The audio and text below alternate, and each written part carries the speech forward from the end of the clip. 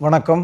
Beyond the badge by பால்கி என்ற பகுதியில் ஆங்கில வார்த்தைகள் பற்றி நாம் நிறைய பார்த்துருக்குறோம். இன்றைக்கி நாம் பார்க்க போகிறது ஒரு ரொம்ப சிறப்பான ஒரு டாபிக். இதில் நம்முடைய கைகளினுடைய பழக்கத்தை வைத்து வார்த்தைகள் எப்படி ஆங்கிலத்தில் உருவாகி இருக்கின்றன என்கிறது இன்றைக்கி சப்ஜெக்ட். வலது கை இருக்குது, இடது கை இருக்குது. இதுக்கு வலது கைக்கு ஆங்கிலத்தில் 2 வார்த்தைகள் இருக்கின்றன, இடது கைக்கு 2 வார்த்தைகள் இருக்கின்றன. இந்த 2 வார்த்தை, வலது கைக்கு 2 வார்த்தையும் ஒரு வார்த்தை லாட்டின்லேருந்து வந்தது, இன்னொரு வார்த்தை ஃப்ரெஞ்சு ஆரிஜின்லேருந்து வந்தது. இந்த லாட்டின்லேருந்து வந்த வார்த்தைகளை பார்த்தோம்னா, வலது கைக்கு டெக்ஸ்டர் அப்படிம்பாங்க, டிஎக்ஸ்டிஆர், டெக்ஸ்டர் அப்படின்னா வலது கை. இடது கைக்கு பேர் sinister, SINISTER, sinister. Dexter, sinister, இதுதான் வார்த்தை.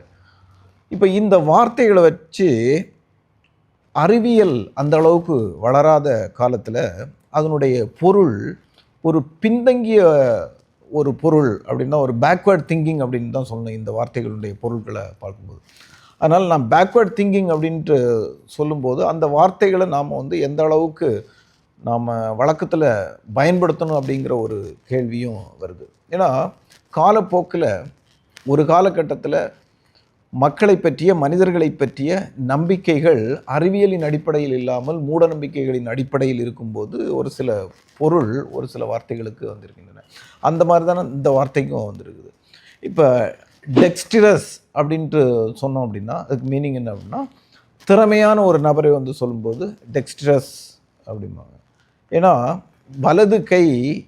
வலது கையால் செய்யக்கூடிய வேலைகள் மட்டும்தான் சரியான தவறு இல்லாமல் திறமை பொருந்திய ஒரு செயலாக இருக்கும் என்ற ஒரு நம்பிக்கை இருந்த காலகட்டத்தில் இந்த பொருள் பெறப்பட்டது. ஆனால் இன்றைக்கி நமக்கு தெரியும், நிறைய பேர், ஒரு சில பேர் லெஃப்டியாக இருப்பாங்க. இடது கையில் திறமையாக செயல்படக்கூடிய நபர்கள் பேர் சவுத் பான்ட்டு கூட சொல்லுவாங்க. கிரிக்கெட்லலாம் சவுத் பா, லெஃப்ட் ஹேண்டர் பேர் சவுத் பான்னு சொல்லுவாங்க.